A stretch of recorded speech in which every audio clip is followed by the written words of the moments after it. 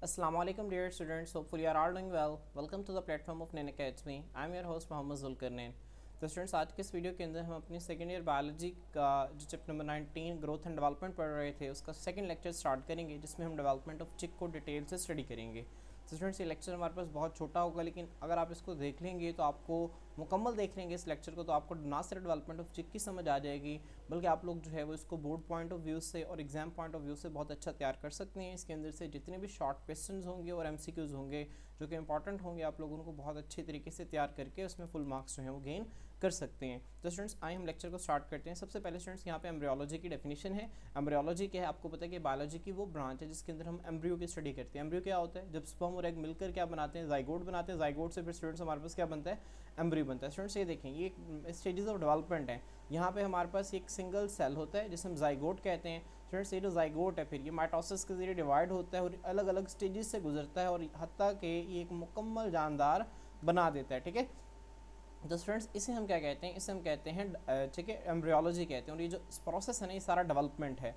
तो बायोलॉजी की वो ब्रांच जिसके अंदर हम ये जो सारे डेवलपमेंटल प्रोसेसेस को स्टडी कर रहे होते हैं स्टूडेंट्स, इसे ही हम एम्ब्रियोलॉजी का नाम देते हैं। तो इसको रीड करते हैं। एम्ब्रियोलॉजी क्या है, the study of growth and differentiation. Growth का क्या मतलब होता है, साइज में इजाफा। और डिफरेंशिएशन का क्या मतलब होता है, मतलब जो ठीक है किसी चीज़ का डिफरेंशिएट का मतलब होता है वाज़ह हो जाना। मतलब एक सेल है, उसने फ़र्ज़ करें अभी वो अनडिफरेंशिएटेड है, उसका नहीं पता कि उसने बॉडी का कौन सा पार्ट बनाना है। जब एम्ब्रियोनिक लाइफ में होते हैं ना, तो जब जाइगोट डिवाइड होकर काफ़ी सारे सेल्स बनाता है, तो फ़र्ज़ करें मैं कहता हूँ एक सेल जो है इसने आँख बना दिया, तो मैं कहता हूँ ये सेल डिफरेंशिएट हो गया है। ठीक है, हम इसको आगे भी देखेंगे। तो ग्रोथ और डिफरेंशिएशन को स्टडी करते हैं अंडरगोन बाय एन ऑर्गेनिज्म, जिनसे एक जानदार जो है गुजरता है in the course of its development. ठीक है, from a single fertilised egg into highly complex and an independent living being like his parents. Students यहाँ पे आपको समझ आ गई ये सारी बात जो यहाँ पे लिखी हुई है कि एक सिंगल फर्टिलाइज्ड एग से एक हाईली कॉम्प्लेक्स और इंडिपेंडेंट लिविंग बीइंग जिस तरह के उसके पेरेंट्स हैं, ये जो बनने का अमल है स्टूडेंट्स, इसे हम किसका नाम देते हैं, इसे हम एम्ब्रियोलॉजी का नाम देते हैं।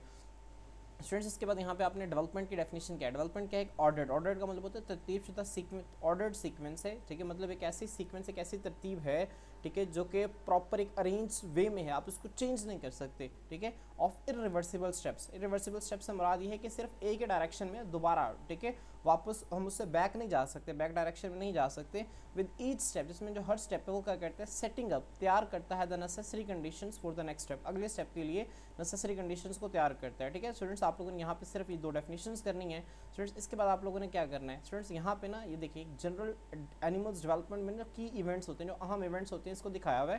ये आपको शॉर्ट क्वेश्चन में आ सकता है कि right the key events in animals development, तो आप लोगों ने ये लिखना है। सबसे पहले क्या होती है, गैमेट फॉर्मेशन। गैमेट क्या होता है, मैंने आपको बताया था, सेक्स सेल्स को कहते हैं। मेल सेक्स सेल्स को हम स्पर्म कहते हैं और फीमेल सेक्स सेल को हम एग कहते हैं। जब स्पर्म और एग मिलते हैं तो इसे हम कहते हैं फर्टिलाइजेशन। और फर्टिलाइजेशन में क्या होता है, एग और स्पर्म मिलकर क्या बना देते हैं, जाइगोट बना देते हैं। ठीक है, एग हमारे पास क्या होता है, हैप्लॉइड। ठीक है, स्पर्म भी क्या होता है, हैप्लॉइड। जाइगोट क्या बनता है, डिप्लॉइड बनता है। स्टूडेंट्स जब एक जाइगोट बन जाता है ना, एक जाइगोट क्या है, एक सिंगल सेल है। वो सिंगल सेल जो है वो क्या करता है, वो फिर माइटोसिस के जरिए डिवाइड करता है। ठीक है, और माइटोसिस के जरिए डिवाइड करके वो क्या बनाता है, कई सारे नए सेल्स बनाता है। ठीक है, और इस डिवीजन को स्टूडेंट्स हम नाम देते हैं क्लीवेज। क्लीवेज का मतलब होता है किसी चीज़ को दो बराबर हिस्सों में काट देना, इसे क्लीवेज कहते हैं। तो जाइगोट क्या करता है, तकसीम करता है और ब्लास्टोमेयर्स बनते हैं। स्टूडेंट्स ब्लास्टोमेयर्स क्या होते हैं, ठीक है, मैं यहाँ पे आपको दोबारा दिखा देता हूँ।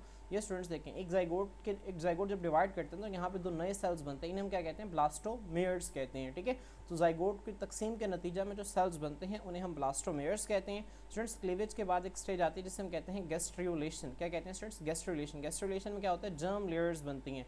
Germ layers are form. Students हमें आप लोगों ने अपनी फर्स्ट ईयर के बायोलॉजी के अंदर पढ़ा होगा, तीन जर्म लेयर्स हैं हमारे पास। एक को हम नाम देते हैं एपीब्लास्ट, ठीक है, बल्कि यहाँ पे दो हैं, एक है एपीब्लास्ट है, ठीक है, और एक है हाइपोब्लास्ट। एक क्या है, एपीब्लास्ट, और स्टूडेंट्स दूसरी क्या है, हाइपोब्लास्ट। ठीक है स्टूडेंट्स, फिर ये जो एपीब्लास्ट आगे से दो नई लेयर्स बनाती है, एक को हम कहते हैं एक्टोडर्म और एक को हम कहते हैं मेसोडर्म। ठीक है, एक क्या है, एक्टोडर्म है, और एक क्या है स्टूडेंट्स, मेसोडर्म।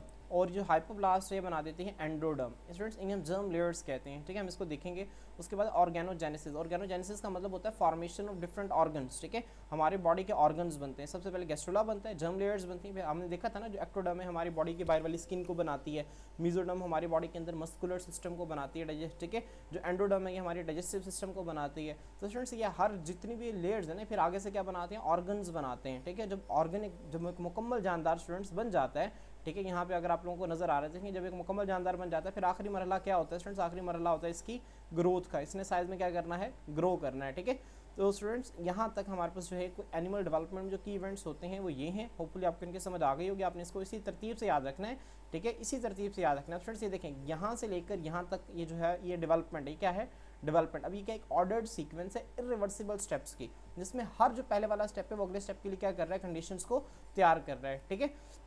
तो स्टूडेंट्स होपफुली आपको समझ आ गई होगी। अब स्टूडेंट्स हमने यहाँ पे डेवलपमेंट ऑफ चिक को एक एग्जांपल के तौर पर डिस्कस कर रहे हैं, ठीक है। आप लोगों ने यहाँ पे लिखा हुआ है कि इसको लिया, आपने वैसे याद नहीं करना ये, ठीक है। वो कहते हैं डेवलपमेंट ऑफ चिक को ना समझाने के लिए कि किस तरह से डेवलपमेंट होती है इसको लिया गया है, ठीक है।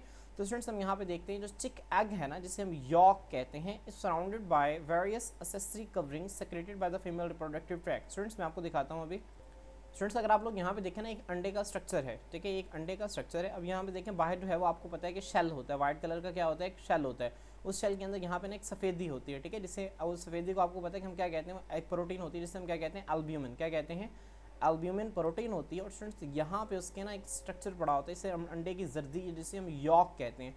स्टूडेंट्स ये जो यॉक है ना, ये असल में चिक एग होता है, ये एग है, ठीक है, ये वो चीज़ है जहाँ पे, ठीक है, जो फर्टिलाइज्ड एग है, जो एम्ब्रियो है, जहाँ से नए जानदार ने बनना है, जो उसके इर्द गिर्द स्टूडेंट्स ये जो कवरिंग्स है ना, ये उसकी हिफाजत के लिए और इसकी खुराक के लिए। जो एल्ब्यूमिन है ना, इसके अंदर खास किस्म की खुराक होती है, फूड होती है, जो कि इस एम्ब्रियो के लिए बहुत ही क्या होती है, ज़रूरी होती है। आपने इसको जहन में रखना है, ठीक है, इस एम्ब्रियो के लिए बहुत ज़रूरी होती है। तो स्टूडेंट्स यहाँ तक आपने इन चीज़ों को होपफुली आपके ये चीज़ें जो है वो आपको याद हो गई होंगी।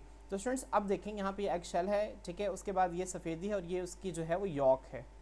तो स्टूडेंट्स हमने जो है वो डायग्राम की मदद से इसको देख लिया। अब स्टूडेंट्स देखते हैं हम, फर्टिलाइजेशन है ना, जो वो क्या होती है, चिक के अंदर इंटरनल होती है, ठीक है, फर्टिलाइजेशन इंटरनल है and normally takes place just as home. Students यहाँ देखिए फर्टिलाइजेशन इंटरनल है, कौन से जानदार है चिक जो है, ये हमारे पास आएगा ओवीपैरस में। क्यों? क्योंकि अंडे देते हैं, इनमें फर्टिलाइजेशन जो है वो इंटरनल होती है, लेकिन डेवलपमेंट जो है वो क्या होती है, एक्सटर्नल होती है। आपने इसको जहन में रखना है, ठीक है। फर्टिलाइजेशन इंटरनल है और आमतौर पर कब होती है, जब ओवम जो है वो एंटर होता है ओवीडक्ट के अंदर। अब स्टूडेंट्स हम इसको फिर एक डायग्राम की मदद से देखते हैं। स्टूडेंट्स हमारे पास ना ये एक चिकन का जो हैन है ना, उसका रिप्रोडक्टिव सिस्टम है। स्टूडेंट्स यहाँ पे देखें, आपको नजर आ रही है ओवरी के सेल्स हैं, किसके सेल्स हैं, ओवरी के सेल्स हैं। अब स्टूडेंट्स यहाँ पर होता क्या है, यहाँ पे एग बनता है और एग है ना जो, ठीक है, ये पर्टिकुलर नाली है जिसे हम ओवीडक्ट कहते हैं। क्या कहते हैं, ओवीडक्ट, ठीक है। इस ओवीडक्ट के अंदर अब एग आ जाता है। अब स्टूडेंट्स जब यहाँ पे वो जो एग है ना, अब ये समझ लो एग है ना जो यहाँ पे, वो उसकी जर्दी है, ठीक है, एग यॉक। जब यहाँ से स्टूडेंट्स वो गुजरती है ना, यहाँ पे एल्ब्यूमिन मतलब ये जर्दी है, और जर्दी के बाहर जो है वो एक पर्टिकुलर सफ़ेदी जो है वो रैप कर दी जाती है यहाँ पर। उसके बाद स्टूडेंट्स जब वो यहाँ से गुजरती है तो आगे स्टूडेंट्स यहाँ पे जब वो यूट्रियस के अंदर आती है, ठीक है, कहाँ पे आती है, यूट्रियस के अंदर। स्टूडेंट्स यूट्रियस को हम शेल ग्लैंड भी कहते हैं, आपने इसको ध्यान रखना है, क्या कहते हैं, शेल ग्लैंड। जब यूट्रियस से वो सफ़ेदी के साथ गुजरती है तो वो क्या करता है, उसके बाहर एक शेल चढ़ा देता है, कैलकेरियस शेल, जो कैल्शियम कार्बोनेट का बना शेल होता है, ठीक है। और फिर उसकी अपीयरेंस जो है वो हमें कुछ यूँ नज़र आती है। स्टूडेंट्स देखें, फिर उसकी अपीयरेंस जो है ना वो कुछ इस तरह से होती है, ठीक है। और फिर क्या होता है, जो चिकन है ये अंडों के ऊपर बैठती है, ठीक है। और कितनी दिन तक बैठती है, आपको पता है कि एक जो मुर्गी है वो अपने अंडों, ठीक है, जब अंडे दे देती है तो उसके ऊपर 21 डेज तक बैठती है, 21 दिन तक बैठती है, और 21 दिन के बाद उसमें से बच्चे निकलते हैं। अब स्टूडेंट्स होता क्या है, जब मुर्गी जो है वो अपने अंडों के ऊपर बैठती है तो फिर उसमें क्या होता है, उसकी जो बॉडी का टेम्परेचर है ना, जो कि 36 से 38 डिग्री सेल्सियस के दरमियान होता है, ठीक है। इतना टेम्परेचर जब उन अंडों को मिलेगा तो वो डेवलपमेंट करेंगे, जब इतना टेम्परेचर नहीं मिलेगा तो वो क्या कर लेंगे, वो अपने डेवलपमेंट को सीज कर लेंगे, वो रोक लेंगे, ठीक है। स्टूडेंट्स आपने इन पॉइंट्स को अपने ज़हन में रखना है, वो अपने डेवलपमेंट को क्या कर लेंगे, रोक लेंगे। तो हम क्या करते हैं, हम जो मशीन में, जो यहाँ पे पोल्ट्री फार्म्स में जहाँ पे अंडों से बच्चे निकाले जाते हैं, तो स्टूडेंट्स वो क्या करते हैं, वो भी आर्टिफिशियली इतना टेम्परेचर प्रोवाइड करते हैं। स्टूडेंट्स वो क्या करते हैं, वो आर्टिफिशियली इतना टेम्परेचर प्रोवाइड करते हैं, किसके जरिए, स्टूडेंट्स एक चीज़ है जिसका नाम है इंक्यूबेटर। क्या नाम है, इंक्यूबेटर्स। हम इंक्यूबेटर्स को भी देखते हैं अभी, ठीक है। इंक्यूबेटर्स के जरिए इतना टेम्परेचर प्रोवाइड करते हैं। स्टूडेंट्स देखें, आपको ना इंक्यूबेटर एक मशीन नज़र आ रही है, ये इंक्यूबेटर्स होते हैं। यहाँ पे हम सिंपल टेम्परेचर को सेट कर देते हैं और फिर इसके अंदर जो है वो ट्रेज की शक्ल में अंडे रख दिए जाते हैं, ठीक है। और 21 दिन तक जब अंडे यहाँ पे रखे रहते हैं तो ये सारे अंडे जो हैं फिर हैच हो जाते हैं, इसमें से जो है वो बच्चे निकल आते हैं, ठीक है। तो स्टूडेंट्स होपफुली आपको इसकी समझ आ गई है, वो बुक से रीड कर लेते हैं। स्टूडेंट्स फर्टिलाइजेशन इंटरनल होती है, ठीक है, और नॉर्मली जस्ट टेक प्लेस जैसे ही ओवम जो है वो ओविडक्ट के अंदर दाखिल होता है, उसके बाद शेल, मैंने आपको बताया ना शेल क्या है, ठीक है। वो अंडे के बाहर जो एक आपको सख्त शेल नज़र आता है वाइट कलर का, वो शेल है, वो सेक्रीट होता है as egg passes through the shell gland uterus. Students MCQ important है कि शेल ग्लैंड या यूट्रियस जो है, शेल ग्लैंड जो है वो यूट्रियस को कहते हैं, आपने इसको जहन में रखना है। उसके बाद स्टूडेंट जब एक अंडे को, ठीक है, जब एक मुर्गी जो है वो अंडा दे देती है तो डेवलपमेंट जो है वो सीजेज, वो रुक जाती है। क्यों रुक जाती है, अनलेस द टेम्परेचर जो एग है ना उसको ना रखा जाए nearly up to the body temperature, ठीक है, मदर के बॉडी टेम्परेचर के बराबर ना रखा जाए। तो स्टूडेंट्स हम क्या करते हैं, इंक्यूबेटिंग एग्स आर्टिफिशियली इंक्यूबेटिंग एग्स से स्टूडेंट्स क्या मुराद है, ये इसे इंक्यूबेटर्स कहते हैं। अभी इसके अंदर जो अंडे हैं ना, जिनको हम आर्टिफिशियली क्या कर रहे हैं, इंक्यूबेट कर रहे हैं। इंक्यूबेशन से हमारा स्टूडेंट्स वो होता है डेवलपमेंट का जो दौरानिया है, उसे हम इंक्यूबेशन कहते हैं। तो इंक्यूबेशन है ना, जो इंक्यूबेटिंग एग्स हैं ये, इनको मशीन्स के अंदर रखते हैं और स्टूडेंट्स फिर क्या करते हैं, ठीक है, हम जो है नेक्स्ट इसको रीड करते हैं, ठीक है। द इंक्यूबेटर्स है ना, वो यूजली रेगुलेट किया जाता है उन्हें एक टेम्परेचर के ऊपर जो कि 36 से 38 डिग्री सेल्सियस। स्टूडेंट्स ये आपका सेकंड एमसीक्यू इंपॉर्टेंट है, ठीक है। तो इंक्यूबेटर्स का टेम्परेचर कितना होता है, 36 से 38 डिग्री सेल्सियस। इस टेम्परेचर पर क्या होता है स्टूडेंट्स, वो जो चिक कंप्लीट डेवलपमेंट, चिक अपनी डेवलपमेंट को मुकम्मल करते हैं and is hatch on the 21st day, और 21st डे 21वें दिन वो क्या हो जाता है स्टूडेंट्स, उससे अंडे से वो क्या निकल आता है, बच्चा निकल आता है, ठीक है। आपने इसको जहन में रखना है स्टूडेंट्स। वो कौन कौन से प्रोसेसेस हैं जो इस दौरानिए में हो रहे होते हैं, इनको हम जो है वो अब स्टार्ट करते हैं। स्टूडेंट्स देखिए, हमारे पास जो सबसे पहला स्टेप है ना जो कि होता है वो स्टूडेंट्स हमारे पास है क्लीवेज। क्लीवेज का मतलब क्या होता है, किसी भी चीज़ को दो बराबर हिस्सों में तकसीम कर देना, इसे हम क्लीवेज कहते हैं। स्टूडेंट्स होता क्या है, फर्टिलाइजेशन के फ़ौरन बाद, फर्टिलाइजेशन मतलब स्पर्म और एग के मिलने के, जाइगोट बनने के फ़ौरन बाद जो एग है ना, undergo series of mitotic divisions, मतलब वो कई सारी माइटोसिस की डिवीजन से गुजरता है, जिसे हम क्या कहते हैं, क्लीवेज कहते हैं। तो आपको क्लीवेज का पता होने से क्या है, सेल को दो बराबर हिस्सों में तकसीम करें, इसे हम क्या कहते हैं स्टूडेंट्स, क्लीवेज कहते हैं। जिस तरह यहाँ पे दो सेल है ना, वो बराबर हिस्सों में तकसीम हो रहा है। स्टूडेंट्स देखें, ये जो क्लीवेज है ना, ये सारे के अंदर नहीं हो रही, सिर्फ एग यॉक के अंदर हो रही है, और एग यॉक के अंदर भी खास हिस्सा है जहाँ पे हो रही है, ठीक है स्टूडेंट्स। हम इसको ना एक डायग्राम की मदद से देखते हैं। स्टूडेंट्स देखें, हमारे पास ना ये सिर्फ एक यॉक का स्ट्रक्चर दिखाया गया, इसके बाहर प्रॉपर ना एक पूरी सफ़ेदी मौजूद है, ठीक है, जिसे आप एल्ब्यूमिन प्रोटीन कहते हैं। ये सिर्फ यॉक। अब यॉक के स्टूडेंट्स दो हिस्से होते हैं, एक उससे के हिस्से को हम कहते हैं वेजिटल पोल, क्या कहते हैं स्टूडेंट्स, वेजिटल पोल, और एक को हम कहते हैं एनिमल पोल, क्या कहते हैं, एनिमल पोल, ठीक है। यहाँ पे जो सेल्स हैं वो ज़्यादा एक्टिव होते हैं बनिस्बत वेजिटल पोल के, आपने इसको ज़हन में रखना है। सेल्स के, ठीक है, ये यॉक है ना, उसके दो हिस्से हैं, एक वेजिटल पोल और एक एनिमल पोल। एनिमल पोल के ऊपर स्टूडेंट्स एक छोटी सी ना डिस्क होती है, ठीक है। ये जो डिस्क है ना, असल जो सेल डिवीजन है ना, वो इस डिस्क के अंदर हो रही होती है सारी की सारी सेल डिवीजन। तो स्टूडेंट्स ये जो डिस्क है ना, ठीक है, इसमें क्लीवेज होती है, इसकी ये माइटोसिस के जरिए डिवाइड करती है। इसी वजह से इस डिवीजन को हम क्या नाम देते हैं, डिस्कॉइडल क्लीवेज का नाम भी देते हैं, मतलब ये डिस्क की क्लीवेज हो रही है। स्टूडेंट्स देखें, in birds egg the process of cell division है ना, जो कन्फाइन, कन्फाइन का मतलब है महदूद रहना, to a small disc of protoplasm. समझ आ रही है स्टूडेंट्स, प्रोटोप्लाज्म हम किसे कहते हैं, ठीक है। प्रोटोप्लाज्म मैंने आपको बताया था, प्रोटोप्लाज्म हम किसे कहते हैं, अगर आप लोगों ने, आपको याद हो, एक सेल होता है, सेल के अंदर न्यूक्लियस होता है, न्यूक्लियस और सेल मेम्ब्रेन और न्यूक्लियस के दरमियान अगर फासला होता है हम साइटोप्लाज्म कहते हैं। साइटोप्लाज्म और न्यूक्लियस को मिलाकर क्या कहते हैं, प्रोटोप्लाज्म कहते हैं। तो असल में सारे का सारा प्रोटोप्लाज्म है। तो प्रोटोप्लाज्म का एक खास हिस्सा है जहाँ पे एनिमल पोल के अंदर एक छोटी सी डिस्क पड़ी हुई है स्टूडेंट्स, इसे हम किसका नाम देते हैं, इसे हम डिस्क का नाम देते हैं, और इसके अंदर जो क्लीवेज होती है इसे हम डिस्कॉइडल क्लीवेज कहते हैं, ठीक है। तो वो कहते हैं स्मॉल डिस्क है प्रोटोप्लाज्म की, जो कि यॉक के सरफेस के ऊपर पड़ी होती है एनिमल पोल पर। ये जो टाइप है ना क्लीवेज की, इसे डिस्कॉइडल क्लीवेज कहते हैं। स्टूडेंट्स आपको शॉर्ट क्वेश्चन आगे डिस्कॉइडल क्लीवेज क्या होता है, तो आप इसको बड़े आराम से लिख सकते हैं, ठीक है। अब स्टूडेंट्स यहाँ पे आपने क्या देखना है, द क्लीवेज फ्यूरो जो है वो स्टार्ट्स होते हैं clear cytoplasmic region. Cleavage furrow students क्या है, क्लीवेज का मतलब होता है दो बराबर हिस्सों में तकसीम करना। क्लीवेज फ्यूरो कहते हैं वो लाइन जो कि सेल को दो बराबर हिस्सों में तकसीम कर रही है, उसे क्या कहते हैं, क्लीवेज फ्यूरो। जिस तरह ये क्या है, ये क्लीवेज फ्यूरो है, ठीक है, आपने इसको जहन में रखना है। स्टूडेंट्स यहाँ पे दो इंपॉर्टेंट एमसीक्यूज और हैं। जो फर्स्ट टू क्लीवेज प्लेन्स होते हैं ना, वो क्या होते हैं, वर्टिकल होते हैं। क्या होते हैं स्टूडेंट्स, वर्टिकल। जबकि जो तीसरा है वो क्या होता है, runs horizontally parallel to the surface, ठीक है। जो अब ये स्टूडेंट्स मैं आपको इसको डायग्राम की मदद से भी दिखाता हूँ। स्टूडेंट्स देखें, यहाँ पर ये एक यॉक है और यॉक के अंदर ना एक छोटी सी डिस्क पड़ी हुई है, ठीक है। अब इसमें ये एक वेजिटल पोल है और ये क्या है, एनिमल पोल। अब एनिमल पोल के ऊपर एक छोटी सी डिस्क पड़ी है जिसे हम डिस्कॉइडल क्लीवेज कहते हैं। स्टूडेंट्स पहली जो क्लीवेज है ना वो वर्टिकल होगी, क्या होगी, वर्टिकल। अब देखिए स्टूडेंट्स, ये एक लाइन है, फिर इसके एक चीज़ है मेरे पास, मैं इसको इस तरह से डिवाइड कर रहा हूँ, तो ये दो हिस्सों में तकसीम हो गई है। अब स्टूडेंट्स जब इस तरह से मैंने इसको तकसीम कर दिया, ये दो बन गए, फिर मैं इसको इस तरह, फिर वर्टिकल, दूसरी जो क्लीवेज प्लेन है ना वो भी क्या होगा, वर्टिकल होगा, ठीक है। जब वर्टिकल होगा तो स्टूडेंट्स इस तरह से बन जाएगा ये। और फिर जो थर्ड प्लेन है ना स्टूडेंट्स, वो क्या होगा, वो हॉरिजॉन्टल होगा, वो इस तरह से इसको डिवाइड करेगा। तो ये इंपॉर्टेंट एमसीक्यूज हैं। फर्स्ट और सेकंड क्लीवेज क्या होते हैं, वर्टिकल होते हैं, और जो थर्ड है वो क्या होता है, हॉरिजॉन्टल होता है। फिर इस तरह से सेल्स बन जाते हैं, ठीक है स्टूडेंट्स। इसी तरह उसके बाद वाले जो क्लीवेज हैं वो इरेगुलर होते हैं, मतलब किसी भी साइड से जो है वो सेल्स जो है वो दो बराबर हिस्सों में तकसीम हो सकते हैं। क्लियर।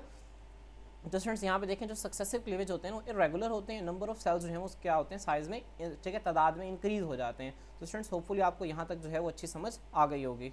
स्टूडेंट्स अगर आप लोगों को कोई भी मसला यहाँ तक, तो आप लोग जो है वो कमेंट सेक्शन के अंदर पूछ सकते हैं, ठीक है। इंशाल्लाह मेरी पूरी कोशिश है कि मैं आप लोगों को इस टॉपिक को बहुत अच्छे तरीके से जो है वो कवर करवा दूँ। स्टूडेंट्स नेक्स्ट हमारे पास जो टॉपिक है वो है मॉर्यूला, ठीक है, जो पॉइंट है मॉर्यूला। अब स्टूडेंट्स मॉर्यूला क्या होता है, हमें पता है कि जाइगोट जो है वो तकसीम होता है। जाइगोट जो है ना वो एक सिंगल सेल है, ठीक है, वो माइटोसिस के जरिए तकसीम होता है। स्टूडेंट्स वो तकसीम होता रहता है, और इस तरह से तकसीम होता है कि वो एक सेल्स का ना ग्रुप ऑफ सेल्स बना देता है, ठीक है, ग्रुप ऑफ सेल्स बना देते हैं। उन ग्रुप ऑफ सेल्स को स्टूडेंट्स हम किसका नाम देते हैं, हम उसको नाम देते हैं मॉर्यूला का नाम देते हैं। ये हमारे पास बेसिकली एक बॉल होती है सेल्स की, ठीक है, जो कि जाइगोट के नतीजा में बनती है। और मैंने आपको बताया था ना कि जाइगोट जो है जब वो डिवाइड होता है उससे जो नए सेल्स बनते हैं हम कहते हैं ब्लास्टोमेर्स। क्या कहते हैं, ब्लास्टोमेर्स। तो स्टूडेंट्स ये अक्सर में ना ब्लास्टोमेर्स का एक ग्रुप होता है, ठीक है, जो कि हमें जाइगोट के नतीजे में बनता है, और इसकी जो बॉल होती है ना ब्लास्टोमेर्स की, एक बॉल लाइक स्ट्रक्चर नजर आता है, इसे मॉर्यूला कहते हैं। मैं आपको डायग्राम में दिखाता हूँ।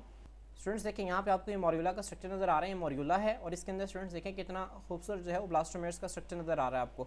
अब स्टूडेंट्स यहाँ पे जो इसके सेंटर में जो सेल्स हैं ना वो स्मॉल इन साइज होते हैं, ठीक है, और स्फेरिकल होते हैं, गोल होते हैं, जबकि जो इसके पेरिफेरी के सेल्स होते हैं ना स्टूडेंट्स ये लॉन्ग होते हैं और फ्लैटन होते हैं। हम इसको देखते हैं तो ये मॉर्यूला का स्ट्रक्चर होता है। ये क्या है, ये जाइगोट के नतीजा में जो ब्लास्टोमेर्स बनते हैं, काफ़ी सारे ब्लास्टोमेर्स जब इकट्ठे हो जाते हैं तो वो मॉर्यूला बनाते हैं। स्टूडेंट्स अब इसको बुक से रीड कर लेते हैं। क्लीवेज जो है, क्लीवेज मतलब डिवीजन, ठीक है, जो सेल का दो बराबर हिस्सों में तकसीम होना। Cleavage results in the formation of rounded गोल closely packed mass of blastomeres, ठीक है, गोल और आपस में मिले हुए ब्लास्ट, ठीक है, आपस में मिले हुए ना क्लोजली पैक्ड मैस होता है ब्लास्टोमेर्स का, ठीक है। उसके बाद स्टूडेंट्स क्या है, ये मॉर्यूला कहलाता है। It consist of disc, disc students आपको पता है ना, आपने सीडी देखी हुई है, ठीक है, कॉम्पैक्टेड डिस्क, डिस्क कहती है इस शेप को, गोल शेप को। Disc shape mass of cells होती है, 2 और more layers in thickness blastoderm lying close to the yolk. Students देखें यहाँ पे आपको नजर आ रहा है। अब इसकी जो थिकनेस है ना ब्लास्टोडर्म की, ये 2 या 3, ठीक है, 2 या ज़्यादा सेल्स जितनी इसकी थिकनेस होती है, मतलब एक सेल ये होगा और दूसरा सेल ये होगा, इतनी इसकी थिकनेस होगी, ठीक है, जो कि यॉर्क के करीब पड़ा होता है। स्टूडेंट्स होता क्या है, मैंने आपको पहले बताया था, ठीक है, मैंने आपको पहले बताया था कि यहाँ पे जो डिवीजन है ना वो सारी की सारी, ये मेरे फर्ज करें मेरे पास जो है वो अंडा है इस तरह ओवल शेप के अंदर, ये शेल है उसका, शेल के अंदर स्टूडेंट्स यहाँ पे जर्दी पड़ी हुई है और ये सारी की सफ़ेदी है। अब जर्दी के स्टूडेंट्स 2 हिस्से हैं, एक है एनिमल पोल और एक है वेजिटल पोल। एनिमल पोल के ऊपर एक छोटी सी डिस्क पड़ी हुई है और वो जो डिस्क है ना वो जब तकसीम करेगी तो इस तरह का एक स्ट्रक्चर बना देगी जिसे मॉर्यूला कहेंगे। और मॉर्यूला के नीचे स्टूडेंट्स हमारे पास इस तरह से पूरी यॉर्क है ना जो एज इट इज़ ही पड़ी होगी। तो असल में जो यॉर्क है ना, ये जो मॉर्यूला है यॉर्क के ऊपर मौजूद होगा, ठीक है। स्टूडेंट्स देखें डिस्क, ठीक है, thickness line close to the yolk, ये मैंने आपको बता दिया। सेंटर ऑफ ब्लास्टोडर्म में क्या होता है स्टूडेंट्स, जो सेल्स है ना स्मॉलर होते हैं एंड कंप्लीटली डिफाइंड होते हैं, while those at the periphery are flattened and larger, ठीक है। स्टूडेंट्स यहाँ पे देखें ये ब्लास्टोडर्म है, ये जो बाहर वाली लेयर है ना ये ब्लास्टोमेर्स है और इसके जो बाहर वाली लेयर है स्टूडेंट्स जिसको हम नाम देते हैं ब्लास्टोडर्म। किसका नाम देते हैं, ब्लास्टोडर्म का नाम देते हैं। अब इसके जो सेंटर में जो सेल्स होते हैं वो क्या होते हैं स्टूडेंट्स, वो स्मॉल होते हैं और कंप्लीटली डिफाइंड मतलब मुकम्मल वाज़ेह होते हैं, जबकि जो पेरिफेरी किनारे पे जो सेल्स होते हैं वो फ्लैटन, फ्लैटन का मतलब इस तरह हमवार होते हैं और लार्जर और बड़े होते हैं, ठीक है। स्टूडेंट्स यहाँ पे अगर मैं आपको डायग्राम में दोबारा दिखाऊँ, यहाँ पे जो सेल्स हैं वो राउंड होंगे, ठीक है, और ठीक है प्रॉपर आपको डिफाइन नजर आएंगे, जबकि यहाँ पे स्टूडेंट्स क्या हैं इस तरह पेरिफेरल में होते हैं, ठीक है, और थोड़े से बड़े होते हैं सेल्स। आपने इसको जहन में रखना है। स्टूडेंट्स ये आसान सा है, मॉर्यूला आपसे शॉर्ट क्वेश्चन में पूछा जा सकता है। तो स्टूडेंट्स अगर आपको शॉर्ट क्वेश्चन में आ गया तो आपने क्या करना है, आपने इसको जो है वो अच्छे तरीके से इसको अटेम्प्ट कर देना है, ठीक है। स्टूडेंट्स नेक्स्ट हमारे पास जो टॉपिक है वो हमारे पास है ब्लास्टुला। आए हम ब्लास्टुला को स्टार्ट करते हैं। स्टूडेंट्स ब्लास्टुला को स्टडी करने से पहले हम डायग्राम में इसको दोबारा देख लेते हैं। स्टूडेंट्स यहाँ पे देखें आप, ये सबसे पहला जाइगोट है। जाइगोट जो है क्लीवेज के नतीजा में क्या बना स्टूडेंट्स, ठीक है, वो मैंने आपको बताया ना, पहले 2 वर्टिकल हुई और तीसरी क्या थी स्टूडेंट्स, हॉरिजॉन्टल क्लीवेज से, ठीक है, उसे 8 सेल स्टेज है। उसके बाद क्लीवेज मजीद इसकी क्लीवेज हुई, इरेगुलर क्लीवेज की वजह से स्टूडेंट्स क्या बन गया, मॉर्यूला बन गया। मॉर्यूला क्या स्टूडेंट्स, हमारे पास एक ग्रुप ऑफ सेल्स हैं। आपको नजर आ रहा है कि जो स्मॉल इसके सेंटर में सेल्स हैं वो क्या हैं, वो किस तरह से, जो ब्लास्टोडर्म के सेंटर में सेल्स हैं वो सर्कुलर हैं और डिफाइन है, जबकि इसके पेरिफेरी में फ्लैट और लॉन्गर सेल्स हैं। स्टूडेंट्स उसके बाद जब मॉर्यूला है ना ये स्टूडेंट्स इससे एक स्टेज बनती है, इसे हम स्टूडेंट्स कहते हैं ब्लास्टुला। क्या कहते हैं स्टूडेंट्स, ब्लास्टुला। ब्लास्टुला में स्टूडेंट्स क्या होता है, इसके अंदर जो है वो खास किस्म की कैविटी होती है, इसको हम कहते हैं ब्लास्टोसील। हम इसको मजीद अच्छे तरीके से एक और डायग्राम के अंदर देखते हैं। स्टूडेंट्स देखें यहाँ पे आपको एक अच्छी डायग्राम नज़र आ रही है। स्टूडेंट्स ये हमारे पास क्या है, ये यॉर्क है और यॉर्क के ऊपर स्टूडेंट्स हमारे पास ये मॉर्यूला पड़ा है अभी तक, ठीक है। अब स्टूडेंट्स ये जो मॉर्यूला है, अब यहाँ पे होता क्या है, जो मॉर्यूला की जो आउटर लेयर है स्टूडेंट, जिससे हम किसका नाम देते थे, जिसे हम नाम देते थे ब्लास्टोडर्म का नाम देते हैं। स्टूडेंट्स अभी होती है कि यहाँ पे ब्लास्टोडर्म की ना, ठीक है, ब्लास्टोडर्म है यहाँ पर, वो क्या होती है, वो थोड़ी सी ना यॉर्क से अलग हो जाती है। स्टूडेंट जब वो थोड़ी सी यॉर्क से अलग होती है ना, पहले यहाँ पे इसके साथ बिल्कुल अटैच होती है, यहाँ पे क्या होती है, जब थोड़ी सी अलग होती है तो स्टूडेंट्स यहाँ पे ना हमारे पास एक कैविटी बनती है, इसको हम कहते हैं सेगमेंटेशन कैविटी। सेगमेंट का मतलब यहाँ पे उसने हिस्सा बना दिया है, ये एक सेगमेंटेशन कैविटी है और इस सेगमेंटेशन कैविटी जो कि ब्लास्टोडर्म की वजह से बनी है, तो स्टूडेंट्स इसी वजह से हम इसको नाम देते हैं ब्लास्टोसील का। सील का मतलब जहाँ पर भी आता है इसका मतलब होता है कैविटी, तो ब्लास्टोसील मतलब वो कैविटी जो कि ब्लास्टोडर्म की वजह से बनी है, वो सेगमेंटेशन कैविटी से हम ब्लास्टोसील का नाम देते हैं। स्टूडेंट्स यहाँ पर होता क्या है हमारे पास, ये ब्लास्टोडर्म, मैं इसको दोबारा बता दूँ, ब्लास्टोडर्म यॉर्क से थोड़ी सी अलग होती है, इसके दरमियान में खाली जगह बनती है जिसको हम सेगमेंटेशन कैविटी या ब्लास्टोसील कहते हैं, ठीक है। स्टूडेंट्स अब इसको बुक से रीड कर लेते हैं हम।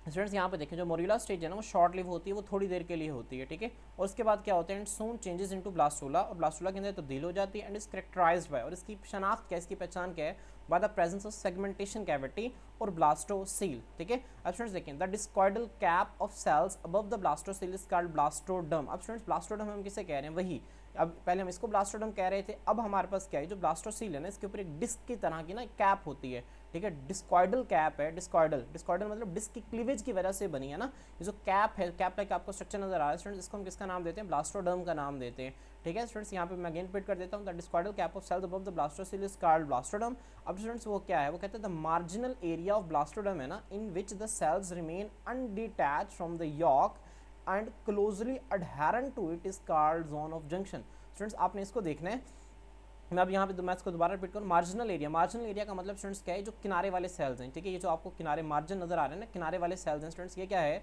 द मार्जिनल एरिया है ना जो ब्लास्टोडर्म का, in which the cells remain undetach from the yolk. Students ये देखें, ये ब्लास्टोडर्म है हमारे पास, ब्लास्टोडर्म का ये मार्जिनल एरिया है और ये यॉक के साथ अभी भी क्या है, अटैच हैं। ठीक है, ये जो अनडिटैच सेल्स है ना, मतलब जो उससे यॉक से अलग नहीं हुए, ठीक है, और from the yolk and closely adherent to it, और अभी भी उसके साथ मजबूती के साथ क्या हुए हैं, जुड़े हुए हैं। ठीक है, यहाँ पे देखें जो रेड कलर के आपको सेल्स नजर आ रहे हैं, ब्लास्टोडर्म के सेल्स हैं, इसके साथ मजबूती के साथ जुड़े हुए हैं स्टूडेंट, इसको हम नाम देते हैं जोन ऑफ जंक्शन का। किसका नाम देते हैं, जोन ऑफ जंक्शन। तो स्टूडेंट्स आपने क्या करना है, आपने भी डायग्राम ड्रॉ करनी है, सिंपल आप मार्कर से ठीक है इसको बना लें और उसके ऊपर एक सेल्स की लेयर बना दें, इसकी ये लेयर बना दें, इसको ब्लास्टोडर्म का नाम देते हैं, इसको ब्लास्टोसील, इसको यॉक कह दें और इसको जोन ऑफ जंक्शन का नाम दे दें। ठीक है, तो ये डायग्राम आपने बनानी है। तो स्टूडेंट्स होपफुली आपको इसकी ब्लास्टुला की भी समझ आ गई होगी। तो स्टूडेंट्स ब्लास्टुला के बाद अगली स्टेज आती है ना, उसे हम कहते हैं गैस्ट्रुला स्टेज। स्टूडेंट्स देखिए, यहाँ पे मैं आपको दोबारा इसको रिपीट कर देता हूँ। यहाँ पे हमारे पास एक फर्टिलाइज्ड एग होता है, ये जाइगोट है। जाइगोट के अंदर पहली वर्टिकल क्लीवेज होती है, 2 सेल बनते हैं, उसके बाद फिर वर्टिकल होती है तो 4 सेल, फिर हॉरिजॉन्टल क्लीवेज होती है तो यहाँ पे 8 सेल स्टेज आती है। ठीक है, फिर इससे मजीद इरेगुलर क्लीवेज के नतीजा में मॉर्यूला बनता है। मॉर्यूला स्टूडेंट्स उसके बाद क्या होता है, मॉर्यूला जो है ये यॉक से अलग होता है, इसके अंदर एक खाली कैविटी बनती है, इसको हम ब्लास्टोसील का नाम देते हैं। स्टूडेंट्स ब्लास्टुला की जो अगली स्टेज होती है ना स्टूडेंट्स, इसको हम कहते हैं गैस्ट्रुला स्टेज। स्टूडेंट्स गैस्ट्रुला में क्या होता है, जर्म लेयर्स बनती हैं। क्या बनती हैं, जर्म लेयर्स बनती है। स्टूडेंट्स जर्म लेयर्स मैंने आपको बताया था, हमारे पास यहाँ पे मेजर 2 लेयर्स बनती हैं, एक को हम नाम देते हैं एपीब्लास्ट का और एक को हम नाम देते हैं हाइपोब्लास्ट का। अब स्टूडेंट्स जो एपीब्लास्ट है इससे मुस्तकबिल में जाके 2 लेयर्स बनती है, एक को हम कहते हैं एक्टोडर्म और एक को हम कहते हैं मेसोडर्म। मेरे साथ रिपीट करें, एपीब्लास्ट से क्या बनेगा, एक्टोडर्म और मेसोडर्म, और हाइपोब्लास्ट से क्या बनेगा, एंडोडर्म बनेगी। ठीक है स्टूडेंट्स, आपको यहाँ पे नजर आ रहा है ये गैस्ट्रुला, ये कन्वर्ट हो गया, उसके बाद इसके बाहर वाली एक्टोडर्म है, उसके बाद स्टूडेंट्स इसके अंदर वाली एक लेयर है जिसे एंडोडर्म कहते हैं। स्टूडेंट जहाँ पे एक्टोडर्म और एंडोडर्म यहाँ पे देखें, यहाँ पर ठीक है, जहाँ से इनवर्ड मुड़ी है ना, यहाँ पे स्टूडेंट्स एक पोर होता है, इसको हम कहते हैं ब्लास्टोपोर। क्या कहते हैं स्टूडेंट्स, ब्लास्टोपोर कहते हैं। ठीक है, हमें आगे काम आएगा, इस वजह से हम इसको रीड कर रहे हैं। और स्टूडेंट्स इसके अंदर जो कैविटी होती है इसे आर्केंटेरोन कहते हैं, आप लोगों ने याद नहीं रखना। ठीक है, बहरहाल ये फर्स्ट ईयर के अंदर किंगडम एनिमलिया के अंदर लिखी हुई हैं सारी बातें, अगर आप लोगों ने वो अच्छी तरह से पढ़ा है, ठीक है, प्रोटीरोस्टोमिया, ड्यूटेरोस्टोमिया, तो आप लोगों को ये चीज़ें आप लोगों के लिए बहुत आसान है। तो स्टूडेंट्स हम इसको बुक से रीड करते हैं, हम बुक में क्या लिखा हुआ है। स्टूडेंट्स देखें यहाँ पे वो क्या कहता है, gastrulation, it is characterised by the movement and rearrangement of cells in the embryo. Embryo में जो ब्लास्टुला स्टेज है उसमें सेल्स की रीअरेंजमेंट होती है। फिर क्या होता है स्टूडेंट्स, गैस्ट्रुलेशन के अंदर क्या होता है, जो ब्लास्टोडर्म है ना वो सप्लिट्स का मतलब है स्टूडेंट्स टूटना, इनटू 2 लेयर्स, 2 लेयर्स के अंदर टूटती है। एक अपर लेयर ऑफ सेल्स होती है जिसको हम एपीब्लास्ट कहते हैं और एक लोअर लेयर ऑफ सेल्स होती है स्टूडेंट जिसे हम हाइपोब्लास्ट कहते हैं। स्टूडेंट्स अब हम इसको ना डायग्राम की मदद से देखते हैं। स्टूडेंट्स यहाँ पे देखेंगे हमारे पास ब्लास्टुला स्टेज थी, ब्लास्टुला के अंदर स्टूडेंट्स ये हमारे पास जो थी ये ब्लास्टोडर्म थी। अब स्टूडेंट्स होगा क्या, ये जो ब्लास्टोडर्म है ना ये स्प्लिट हो जाएगी, टूट जाएगी। किस में टूट जाएगी, 2 लेयर्स के अंदर टूट जाएगी। स्टूडेंट्स मैं यहाँ पे आपको दिखाता हूँ, यहाँ पे ब्लास्टोडर्म जो है ना वो किस तरह से 2 लेयर्स के अंदर टूटती है। स्टूडेंट्स अब यहाँ पे देखें, ये ब्लास्टोडर्म पहले एक लेयर थी, अब जो उसके दरमियान है ना यहाँ से ये टूट गई है 2 लेयर्स के अंदर। ठीक है स्टूडेंट्स, यहाँ पे अगर आप लोगों को यहाँ पे एक अच्छी सी पिक नजर आ रही हो तो ये स्टूडेंट्स ब्लास्टोडर्म है। ठीक है, यहाँ पे किस तरह से जो है वो 2 लेयर्स के अंदर टूट गई, किसकी ऊपर वाली लेयर है और किसकी नीचे वाली लेयर है। स्टूडेंट्स ये जो ऊपर वाली लेयर है ना इसको हम नाम देते हैं एपीब्लास्ट का। किसका नाम देते हैं, एपीब्लास्ट का नाम देते हैं। और जो इससे नीचे वाली लेयर है ना स्टूडेंट्स इसको हम नाम देते हैं हाइपोब्लास्ट का। आपकी बुक के अंदर लिखा हुआ है, ठीक है, ये जो एपीब्लास्ट है, ठीक है, यहाँ पे देखें गैस्ट्रुलेशन में जो ब्लास्टोडर्म 2 लेयर में टूटती है, ऊपर वाली लेयर की सेल होती है एपीब्लास्ट कहते हैं, लोअर लेयर ऑफ सेल होती है जिसे हाइपोब्लास्ट कहते हैं। अब स्टूडेंट्स अगर ये आपको शॉर्ट क्वेश्चन में आ गया एपीब्लास्ट और हाइपोब्लास्ट में क्या फर्क होता है तो आप लोगों ने सिंपल इस तरह की एक डायग्राम ड्रॉ कर देनी, मैं आपको इसको भी समझा भी देता हूँ। स्टूडेंट्स पे क्या कहते हैं, वो कहता है epiblast is mainly presumptive. Presumptive का मतलब होता है स्टूडेंट्स, ठीक है, ये मुस्तकबिल में बनेगी, इससे क्या बनेगा, एक्टोडर्म बनेगी और मेसोडर्म बनेगी। आपने इस बात को ज़हन में रखना है, बहुत इंपॉर्टेंट एमसीक्यू है कि एपीब्लास्ट से मुस्तकबिल में क्या बनेगा, एक्टोडर्म बनेगी और मेसोडर्म बनेगी। जबकि स्टूडेंट्स जो hypoblast is mainly presumptive endoderm, इससे मुस्तकबिल में क्या बनेगा, एंडोडर्म बनेगी। अब स्टूडेंट्स यहाँ पे क्या है, वो क्यों एंडोडर्म बनेगी, बिकॉज क्योंकि जो हाइपोब्लास्ट के सेल्स है ना वो क्या करते हैं, grow outward over the surface of York. यहाँ पे देखें स्टूडेंट्स जो हाइपोब्लास्ट के सेल्स हैं, ये देखिए एपीब्लास्ट के सेल यहीं तक रुक गए हैं, जो नीचे आपको नजर आ रहा है ना हाइपोब्लास्ट, हाइपोब्लास्ट के सेल्स क्या करें, आउटवर्ड बाहर की तरफ ग्रो किए, किसके ऊपर, over the surface of yolk. Students yolk की सरफेस के ऊपर क्या किए हैं, वो ग्रो किए हैं। स्टूडेंट्स यहाँ पे मैंने यॉक को जो है येलो कलर भी कर दिया ताकि आप लोगों को एक अच्छी जो है वो समझ आ सके। अब स्टूडेंट्स यहाँ पे हाइपोब्लास्ट के सेल्स हैं वो यॉक के ऊपर इस तरह से ग्रो कर रहे हैं और बिल्कुल उसके साथ साथ चल रहे हैं जहाँ जहाँ पे यॉक जो है वो जा रही है। हम यहाँ पे देखते हैं students, grow over the surface of yolk then downward around it, और फिर नीचे अराउंड इट उसके इर्द गिर्द to form endodermal lining of the yolk sac. ठीक है स्टूडेंट्स, यहाँ पे देखें वो आउटवर्ड ग्रो की यॉक है, फिर उसके बाद स्टूडेंट डाउनवर्ड नीचे और फिर अराउंड इट और फिर उसके इर्द गिर्द ग्रो कर गए। और स्टूडेंट्स इस ये जो ग्रो की है ना, हमें जो चीज़ मिली इसे कहते हैं एंडोडर्मल लाइनिंग। क्या कहते हैं स्टूडेंट्स, ये चूंकि एंडोडर्म है ना, मुस्तकबिल में एंडोडर्म बनेगी, तो ये क्या है, ये एंडोडर्मल क्या है, लाइनिंग है। किसकी लाइनिंग है, यॉक की, ठीक है, यॉक सैक की लाइनिंग है, ठीक है। तो स्टूडेंट्स आपने इसको ध्यान में रखना है, ये क्या है, ये एंडोडर्मल लाइनिंग है किसकी, यॉक सैक की। ये आप लोगों से पूछा जा सकता है। तो स्टूडेंट्स हम नेक्स्ट देखते हैं, नेक्स्ट क्या लिखा हुआ है, यहाँ तक आपने ध्यान में रखना है स्टूडेंट्स। उसके बाद एक मोस्ट इंपॉर्टेंट शॉर्ट क्वेश्चन है, एरिया पैलियोसिडा और एरिया ओपेका के अंदर क्या फ़र्क होता है। तो आप लोगों ने इसको अच्छे तरीके से ध्यान में रखना है, एरिया पैलियोसिडा और एरिया ओपेका किसे कहते हैं। स्टूडेंट्स मैं आपको पहले डायग्राम की मदद से दिखाता हूँ, फिर हम यहाँ पे इसको स्टडी करते हैं। स्टूडेंट्स ये जो एरिया पैलियोसिडा है ना, ये आपको नजर आ रहा है हाइपोब्लास्ट में और यॉक के दरमियान एक खाली जगह होती है, इसको ये ट्रांसल्यूसेंट होती है। स्टूडेंट्स क्या होती है, ट्रांसल्यूसेंट।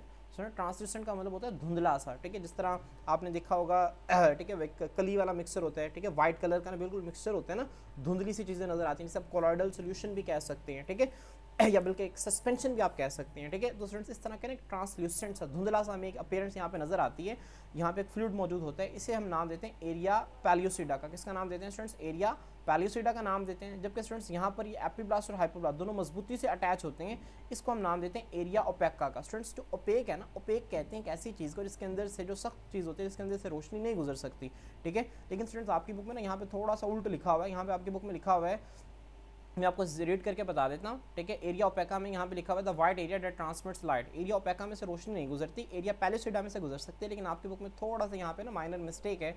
तो आपने चूंकि बुक में ये लिखा हुआ है तो आपने यही याद रखना है कि एरिया ओपेका में से जो है वो लाइट गुजरती है, लेकिन आपको वैसे पता होना चाहिए जो ओपेका है नहीं, ओपेक से निकला है। ओपेक कहते हैं एक ऐसी चीज़ को जिसके अंदर से रोशनी नहीं गुजर सकती। तो स्टूडेंट्स यहाँ पे मैं आपको इसको दोबारा से यहाँ से आपको मैं इसके डेफिनेशन का निशान लगा देता हूँ, ठीक है। द सेंट्रल सेल्स है ना ब्लास्टोडर्म के, can be separated from the yolk. वो यॉक से क्या हो जाते हैं, अलग हो जाते हैं, ठीक है। यहाँ जैसा मैंने आपको यहाँ पे दिखाया हुआ है, जो सेंट्रल सेल्स हैं यॉक से क्या हो गए हैं, अलग हो गए हैं। फिर क्या हो रहा है students, under the central cells a pool of fluid develops, ठीक है, raising them off the yolk. Students यहाँ पे इसके नीचे क्या हुआ, इसके नीचे एक पूल ऑफ फ्लूइड डेवलप कर गया जिसने इन सेल्स को यॉक से रेज कर दिया, ऊपर की तरफ उठा दिया।